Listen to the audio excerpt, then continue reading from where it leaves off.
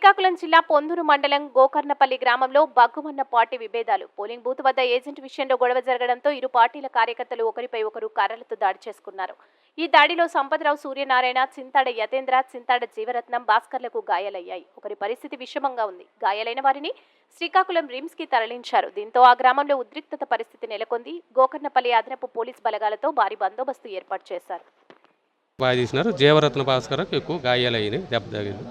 అది ఎందువల్ల అంటే ఏజెంట్ని మేము నియమించినవాడు నువ్వెవడురా ఏజెంట్ కానీ మెడ మీద చేసి తోసినారు. ఏజెంటు జీవరత్న భాస్కర్రావు, కాశీ పాతిన కాశీ కుమారు ఏజెంట్లు వీళ్ళు వెళ్తుండగా నువ్వెవడు ఉండడానికి కానీ తోసి అంటారు. తోసేంతో గొడవ చోటు చేసుకొని బయటికి పోరు వచ్చిన తర్వాత వాళ్ళు కర్రలు రాడ్లు తీసి బాధేసినారు. అది అంతే. జీవరత్న ఏజెంటు